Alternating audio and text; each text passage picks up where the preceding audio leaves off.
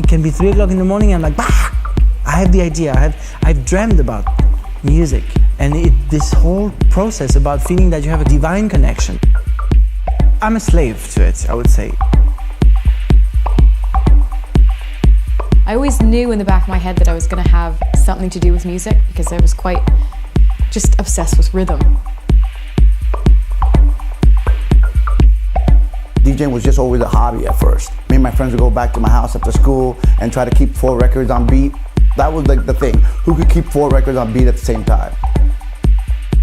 My early speciality was really playing soul and jazz funk and reggae. It was all about these records that no one else could get. Basically, Mum and Dad had their own record player, and I used to use their record player and wreck their needles. They said the only way you can get your own sound system if you do a paper round and a milk round to earn money, and I could pay it off after 3 years, I think it was, at £2.50 a week, and that's how it started.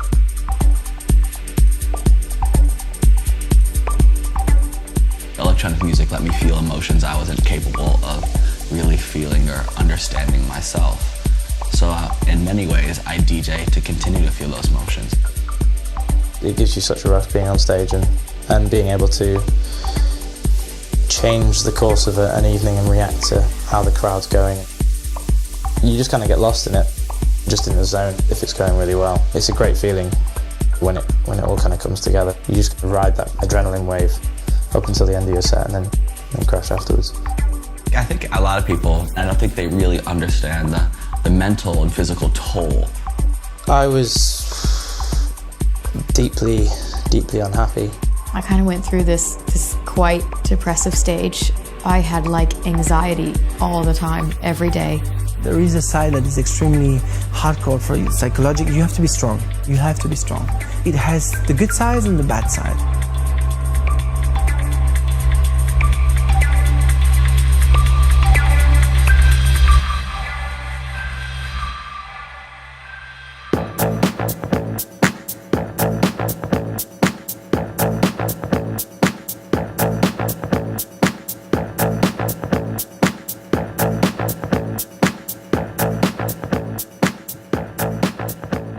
There's been an element of DJs becoming DJs because of the perceived glamour, probably for 20 years or more. Certainly since the explosion of the first superstar DJs in the early to mid-90s, you know, Sasha, Fatboy Slim, all of. So obviously there's a certain attraction from those guys being on pop programs and crossing over into the charts. More often back in the day, a lot of the DJs were kind of shy and more comfortable in the booth maybe than they were in kind of social situations. Music nerds, ultimately. There's a link between being a professional musician and the personality characteristic of introversion. I like to consider myself an introvert extrovert, you know? Classically introvert, extrovert on TV. Normally I'm a pretty shy guy, but when the night comes or when the performance comes, somebody else is coming out of me wild and crazy. Many of the DJs that I've come across are very quiet people. They were the nerdy guy that collected all the records. Less so now. We see the kind of brash performer style of the kind of EDM DJ. I think that's a kind of different animal. I think one of the most prevalent changes that we've seen recently is that artists can break through so extremely fast. You can almost become famous overnight in some ways, but if you've got the right marketing team, the right managers, and then you're being put on planes all over the world. I went from an office job to touring the world. I had kind of hundreds of gigs a year, all over the place. I had never traveled before I DJ'd. I didn't even have a passport. So I was like this really small town girl in the big city, being offered all of these gigs, and I didn't really know how to take it at first. The DJ explosion, it probably took 20 years for the first signs that lifestyle, I mean, forget taking drugs and stuff, but just the lifestyle can have an impact on your mental health.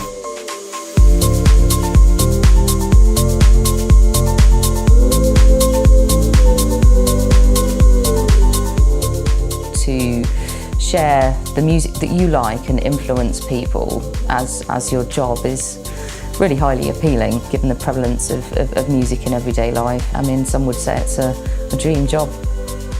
I'm addicted to the feeling of connecting with a crowd and controlling the vibe. I want people to understand that the reason why I'm playing this record is because I feel it, I understand it, and I want you to enjoy it too. There's a love of collecting music, a love of finding rare music. I think sharing music is a huge part of it. There's hundreds of others, sometimes thousands of others, and often, you know, in a dance setting, you're actually entraining your movements to those other people as well. And that results in kind of peak musical experience. There's some crazy feeling and I guess rush or high that you get from performing and making people happy and seeing this energy. It's an energy connection thing. And that's hard to kind of let go or forget about. When you are at a gig and you connect and it is like harmonious energy, you know, sharing, I mean, I'm getting goosebumps right now. That for me is why I still do it.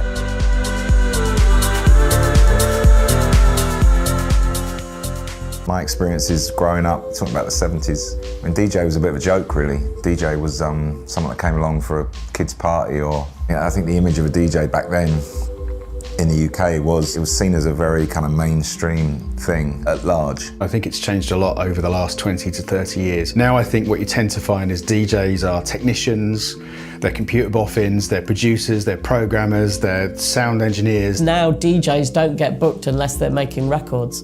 And so the two jobs of record producing and DJing have almost fused together, even though some DJs are terrible producers and some producers are terrible DJs. But they're getting booked because they have big records. As a young DJ, when you started 30 years ago, you basically were doing the warm-up for 4, 5, 6 years before you ever got a main room slot. Now I think you can see someone at the age of 18 thrust into the limelight after one track that's had millions, if not billions of streams. A 16-year-old can become a worldwide superstar, like Martin Garrix, you know, who can make a record in his bedroom that actually becomes like one of the biggest records in the world, crosses over to become a commercial hit, and he was never even old enough to go in the clubs where it's getting played.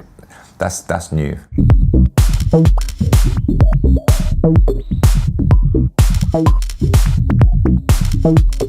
I think a lot of people, they see a guy DJing at a party, it's cool, and I don't think they really understand the mental and physical toll. Not as much effort, you know, because, I mean, as far as effort's like a totally different, I mean, some DJs put a lot more effort in than others. The fun bit that you see, I think that's the bit you don't get paid for. It's all the bits in between. The travelling and the time that you spend on your own is really the side that people don't see. And it does sound a little bit like DJs complaining. And, you know, when maybe some of your friends are working in a frozen food factory, it just seems a bit churlish to mention it. But it is boring. You do spend an awful lot of time on buses, coaches, trains, aeroplanes. It's a very hard job to get any sympathy for, because everyone thinks they got that image in your head of, you know, private jets and spraying champagne. But it, you know, the touring life of a DJ is really hard.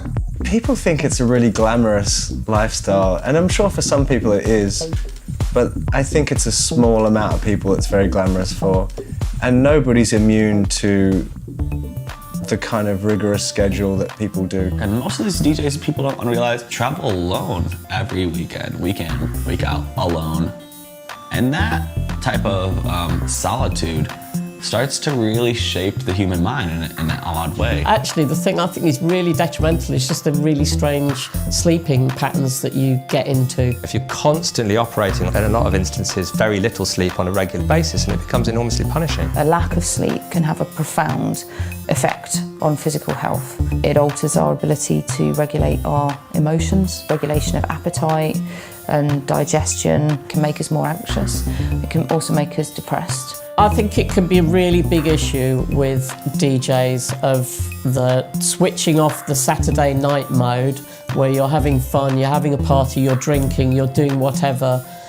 And when it comes to Monday morning, actually having a normal life as opposed to the slightly crazy life that you live on the weekend. It's an odd profession where either you're in front of like hundreds or thousands of people, and then you're like, and then someone puts you in a room and you're just like alone. It's the drastic change in going from that buzzing, that high of having a really good gig and being with like loads of friendly people, and then the next day being really hungover and arriving back in London at my flat and it just being completely quiet and dead. And then you're like, and then that's when it gets like a bit sad and dark. And that's why I think so many DJs have problems with like kind of drugs or even sex addiction and these other things. It's just to cure the loneliness. The adulation you get from the 2 hours that you're performing in a club, and then those quiet moments after you've finished and you're back in the hotel on your own, or you're perhaps sat in a bus waiting to go to the airport. There's just a really big leap from everyone loving you in this space that you've been in on a Friday and a Saturday night to being just another part of the rabble and the cattle in an airport lounge. For me, the hardest thing now, at being 50 as a DJ, is the loneliness. Hotels, eating on my own, waking up on my own, all this I found it very heavy. But the joy of sharing the music and having the luck to be able to travel. The plus is so much more than the minus. We can't really complain.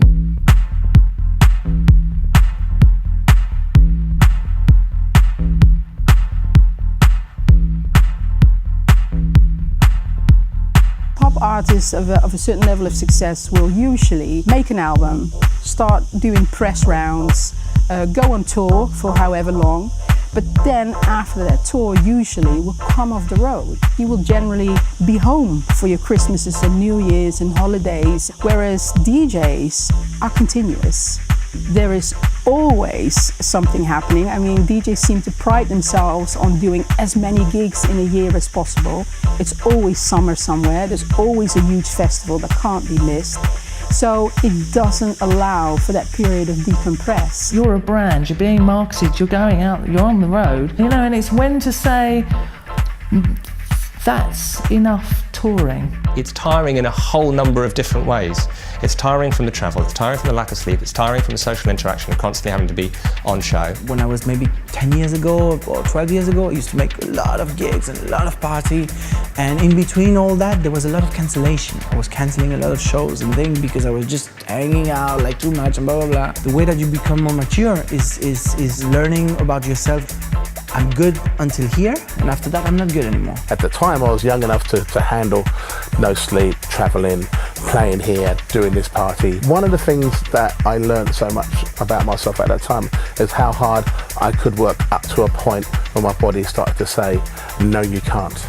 It's very hard to say no when you're constantly being asked, oh, you know, we're doing our amazing Wednesday night Club de Visionaire, you know, will you come and play that in between, but you've done, you know, Circle Leg on Monday and, you know, and then you've got to go play 3 gigs already booked in at the weekend, and you go, oh yeah, I really want to do that. On that gig, I probably shouldn't do it, but it looks amazing. I don't want to miss out. I want to do it all. Because there's so much demand for them as well, from the people, the punters. They want to see the DJs, they want to hear the DJs in all these different territories. So they all the requests keep coming in. It's hard to say no to them. There's a huge amount of pressure to stay relevant, to stay fresh, to be considered as somebody worth buying into. I mean, even with Avicii recently quitting touring, you know, he had a crazy schedule, and that's not uncommon. A lot of people have wild schedules. I think Avicii's situation, once levels dropped, it was almost like someone pushed the lever forward, like in a space rocket, and went, you know, we're going to go warp factor.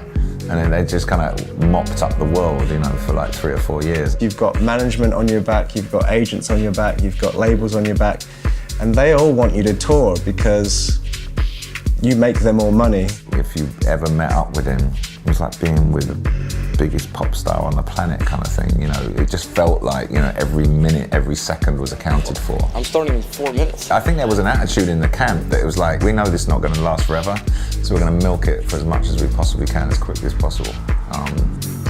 But you kind of hit a wall with that. I think we as management have to never forget that people aren't machines. We've been quite brutal in the past with like cancelling entire weekends because it's just like, look, we can't push on any further. It would be better to pull out of something even at quite short notice than to have them come and perform on 50%. Some people just don't have an off button.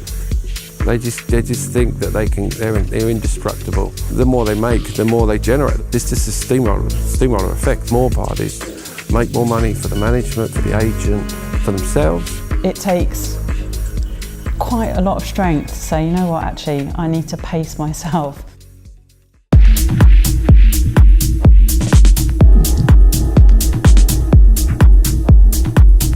Back when I first started out, it was a really stripped back affair. But now the money is bigger, the responsibilities are bigger. The DJ carries a massive responsibility on the entertainment in a club. I know it sounds a bit ridiculous because it's not like you're a doctor and you're operating on someone's heart, but you are entertaining 300, 500, 1,000 people in a club. Yeah, there is a certain amount of pressure, right? It's something that I do really take seriously, the fact that people are relying on you to deliver a great time to them. Certainly now it is a performance.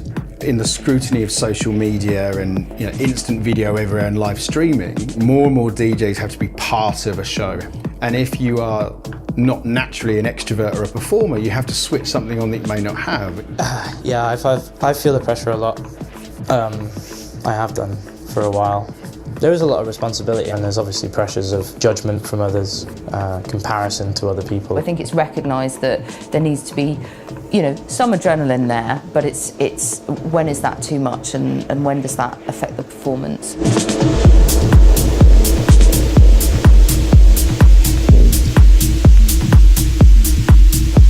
DJs get nervous, and before big shows I've seen plenty of acts really shitting themselves. It's a big business, it's a multi-billion-dollar business. We had no idea it was going to turn into this. Seeing DJs headline stadiums all over the world with massive production that is not too dissimilar from seeing Coldplay or U2 or Drake or something like that. Obviously it's changed a lot. With the amount of pressure and the amount of expectation, the guys are there before and after, they're all looking, and he's playing this, he's playing mine, he's playing this. It's like, everything becomes a subject. Music is not the subject anymore, but everything, the technical, the blah, blah, blah, the people that is around, the guy that's in the back, everything becomes a pressure. And all this is like dragging me out from the center, which is music. This industry brings up so many emotions in an individual to find out where you're at. Can you handle this? Are you the person to be able to actually stand there right now and DJ to these amount of people? Because they're expecting so much from you right now. The expectations of that is of the highest level. I had to do a lot of work with myself in order to step back and to say, hey man, just do what you know how to do and stop pressuring yourself, and stop squeezing your head as a fucking watermelon, People expect you always to be on. It's your job, actually, to, people are paying you money to show up and be on and perform and entertain them. But it's like anything else, you're a person, all right? I mean, I've had to DJ a few times after some really traumatic things had just happened. One time I'd broken up with my ex-fiance and I was in Russia, and it was like that scene out of The Wedding Singer where, they're trying to kick him out of being a DJ. I was just sitting there not even mixing or anything. Basically throwing records, fuck you, And it's it's like people expect you to always be on, but performing is a hard thing, considering that you have to deal with your life.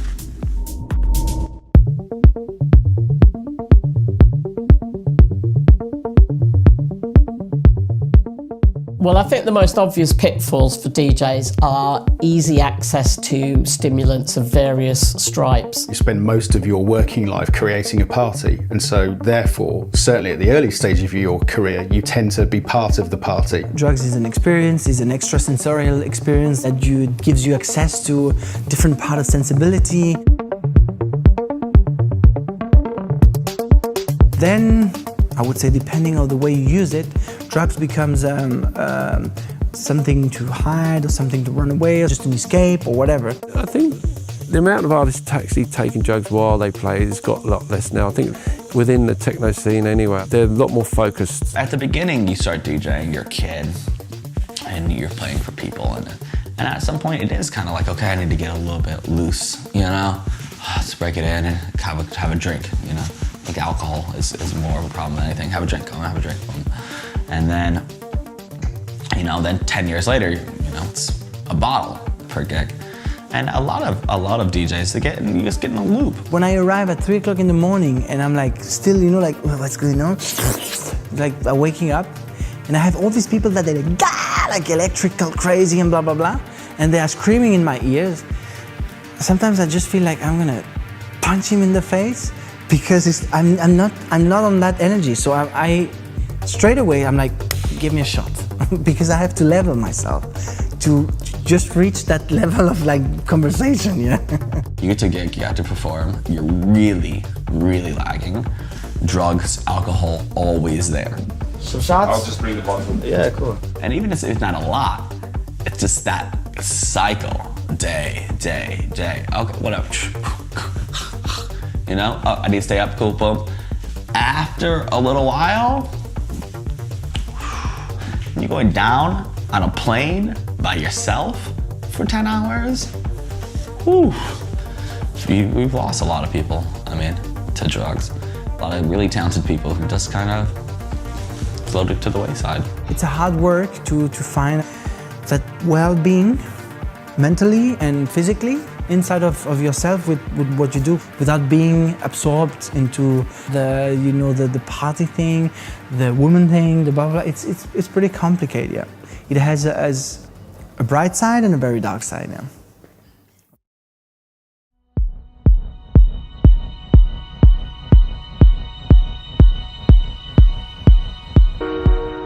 Erick Morillo, he certainly was a DJ that worked, you know, for 10, 15 years, you know, relentlessly. He was the first one to really have a superstar DJ residency in Ibiza. Pasha, Ibiza, that really took my career to another level. That's when I started with the private plane and having my private plane parked in Ibiza. You hear those stories of, you know, Puff Daddy turning up and all that. And that was all Erick that brought all that to the scene. And he lost his way. I was the guy that was leading the charge for house music. I was riding a wave that was so high. I loved what I was doing. I was traveling the world. I decided that I wanted to move to Miami and I wanted to take a break from making music. And at that point, I started dabbling with drugs for the first time in my life. First, it was just partying here and there, and then it sort of became more.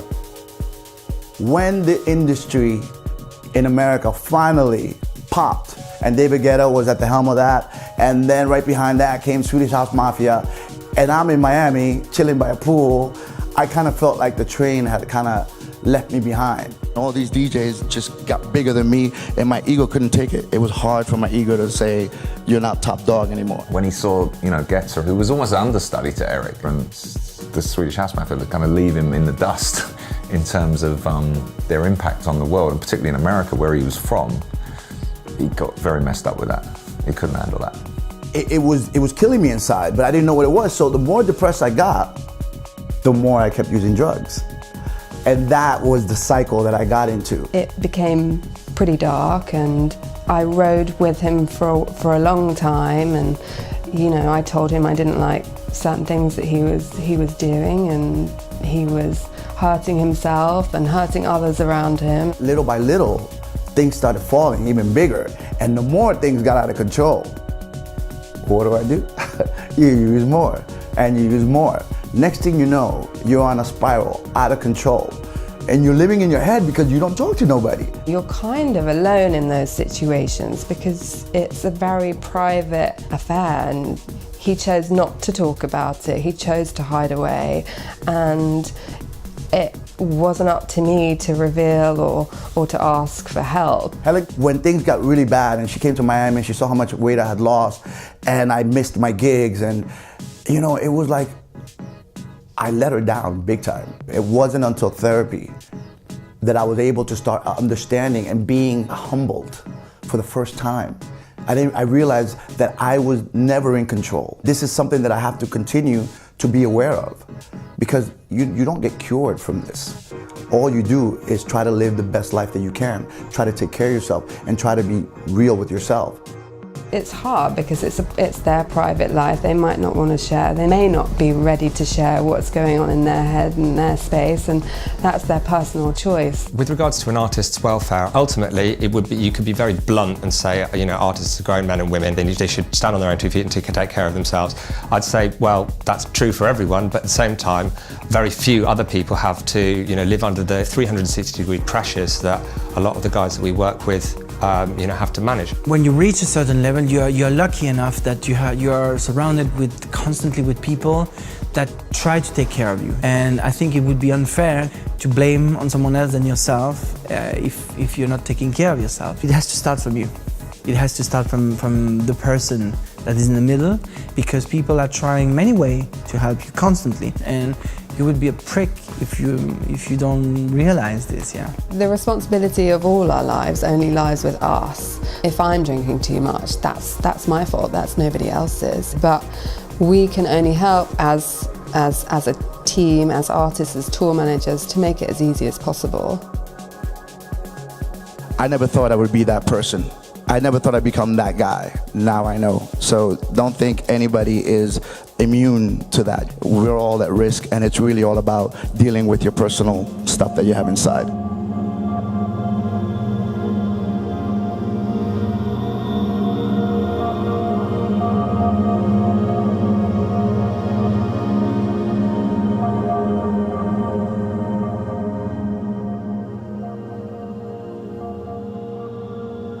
It crept up on me massively. I didn't realise for a very long time. I was deeply unhappy. I was drinking every day and basically chucking my life down the drain, and I think it got to a point that I knew that if I didn't do something about it, I wouldn't be around much longer. When I first moved to England from Canada, I arrived in London and I didn't have a support system here. I didn't have anyone that I could just call and sort of vent to, and I found it really, really lonely. Going from gig to after party to airplane to next gig to after party, you kind of get this like need for action constantly, or need for being around people. I would always be looking forward to that sort of getting away from myself, like being outside of myself and being able to put on this show and put on this face of I'm here to play my gig, and like everyone's excited and everyone wants to dance and have a great time. And come Monday, I would be in sort of like a fight or flight mode really, really often. And that was probably like my darkest time. It's very hard, I think, for people to accept that someone seemingly successful may have psychological issues, and equally that individual may see it as a sign of weakness. I think I threw myself into this career. I was working in a bank complaint centre as a manager of a call centre team. After my big track came out, I was going away DJing twice at the weekend, often internationally, and then coming back in on Monday and having to give a team talk to 15 people. It was bizarre. I was living the weekend. The effects started to show after a while, and when I came home, I kind of couldn't leave the house, and then it got to the point where I wouldn't want to go away at the weekend. I kind of went through this quite depressive stage where I had like anxiety all the time, every day. I was physically getting nervous, kind of being sick and shaking before shows. I kept having this recurring dream where I couldn't decide what songs to play next, and then the music would run out and everyone would start laughing. And that freaked me out so deeply that even when I went to gigs, for a second, if I didn't know what to play, that would start happening in my head again. So and then I'd start shaking again. So it was a very surreal situation. I didn't understand it. I still don't. I'm trying to get there with the help of with people. I felt guilty because there's a lot of people that would love to be in the situation that I am. I didn't think that I deserved anything that was coming to me. There's something in psychology and therapy environments which is called imposter syndrome, which is where an individual may feel almost like a fraudster, that actually they're not as able or as talented or as intelligent as the media are actually portraying them. You don't deserve to be here, you're a fraud, you're a fake. You're getting paid to go around the world and you're just basically cheating everybody, and this kind of perpetuated for a long time. I was searching on Twitter, I was actively looking for negative reviews, negative tweets, just so I'd get some tangible reason why I should be feeling this way. And I sat up after a gig in the hotel looking for somebody, waiting for someone to tweet saying I was rubbish. I've seen various kind of therapists trying to find the right one. I've started doing meditation, Vedic meditation, which has really made a difference. The way I would feel in the evenings was that I had so much energy that I just couldn't wind down and sleep. So I started practicing yoga as much as I could.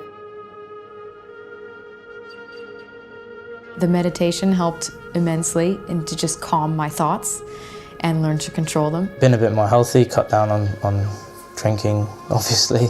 I'm not saying it's just gone. It's making the dips a bit less dippy. The idea of people knowing there's help there or there's ways to conquer this, I think is the thing that we need to get out there. There's not enough awareness. I'm not saying everybody should be an expert, but just having a little bit of an understanding, because it's very easy to pigeonhole. I think psychological issues have a stigma in society, not just in electronic music, and I think especially psychological issues are a particular problem with males. It's mostly a male-dominated industry. For men to ask for help is not historically known not to be the first thing that we do. The idea of therapy it can be taboo. It felt good to just have time away, because I know deep down I want to do this as a career. I love music, but I just need to find a structure in which it works for me. Honestly, I don't think our industry has been doing enough. I think we have relied on individual organisations or the DJs themselves to put the hand up and say there's an issue and to solve it. And I think now is the time to collectively recognise that there is a problem and collectively do something about it.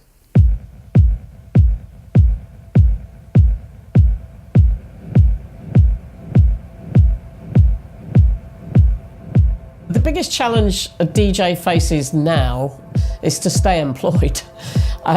It's amazingly hard. I'm not saying it's easy to become a DJ who earns money, but I think it's easier to get some recognition at the start of your career than it is to maintain that career over a long period of time. There's so many pitfalls in DJing, and to stay in the game is quite hard. And so many times people are like, oh, whatever happened to that guy? And the thing that always comes up is life happened to him. Some people get into that tumble dryer, go around a few times and get spun out and we never hear of them again. Other ones manage to stay in there and actually start to almost like calm things down and like to manage the madness. Someone like Martin Garrix is showing the way. He's very talented, he's very young, he has his family behind him. He had a great maturity about him when I saw him play, and I couldn't explain, when I saw him step out on stage for the first time, it looked like he'd been doing it for 10 years. He's just one individual that was a DJ when he was more or less born to where he is now. He wasn't like he made a record last week and all of a sudden he's playing at main stage Tomorrowland. It got all this amazing footage from his dad of him doing mobile DJing when he was like 8 or 9. So he actually had been doing it for almost 10 years. From my perspective, I guess the thing is, you're just managing kind of growing older gracefully. The touring life of a DJ at different phases of your life is incredibly tough. I saw Danny Tenaglia in Miami a couple of years ago, and he played an 8-hour set and he was sat down for the whole thing on a throne. So you can definitely, it's very sustainable in that way. You don't have to stand up. So once you get a family, or you've got any aspirations of getting a family, you start having kids and stuff like that, then it becomes 50 times harder. That's probably the biggest cost of DJing. It's a really crazy life. I mean, it's something I'm looking to do for maybe another 10 years and then kind of get out, because I think there is like an expiration date on your own sanity and trying to keep human with being a DJ. Some of the people on the circuit have been doing it for years. I almost liken them, they're in their 40s, but they they're kind of like child men, you know, because they chose not to have families. And families either like you put the brakes on you or you have to deal with it in a different way, or they fall apart. And then you start having different families, different wives, different boyfriends, or different husbands. I look at my peers, some of my older peers, and yeah, they've had incredible lives, you know, but like if you look at them having families or them living actually the human experience, there's very few who've been able to make that transfer. At some point, I would like to start a family. You know, I've sacrificed a lot of things to be where I am today, family being one of them. It's always something in the back of my mind because obviously everyone wants to have a social life, they want to have a love life. They maybe want to have a family one day, and that's something that I consider. If I do want to have children one day, it's going to be a choice that I'm going to have to make to take some weekends off because I'm going to want to spend time with them.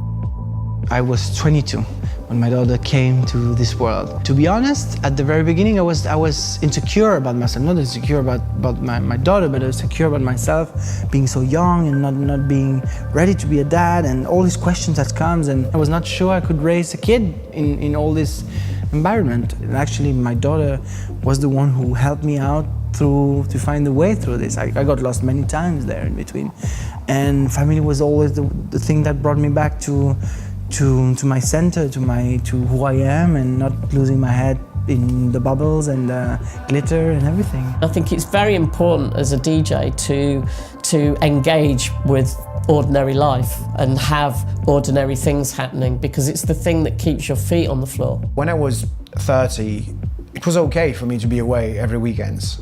But, you know, I went 40 and then I had my son. I'd like to see my son grow. I don't want to miss out on the best years. I have my working life and then I have my private life. I think you have to, whatever work you do, to separate the two. Top-end DJs are like high-end CEOs. There's a certain kind of mindset that of someone who is a high-performing individual. Guys like Sven or Carl or Dubfire and Rich, these guys are fucking machines. Even just to get to this level of DJing, everyone just tells you, no, it's not possible, it's not possible, it's not possible. And you're like, no, yeah, this is how it's gonna happen. Your life as a musician impacts kids every day. That's the biggest thing. Ultimately, if you can do a job you love and actually make a living out of it, then you consider yourself every morning to be very, very lucky. It's very hard to maintain a life, really hard. I think I'm probably still working on how to figure that out, but you have to understand the sacrifices to be made if you really want to be good at this.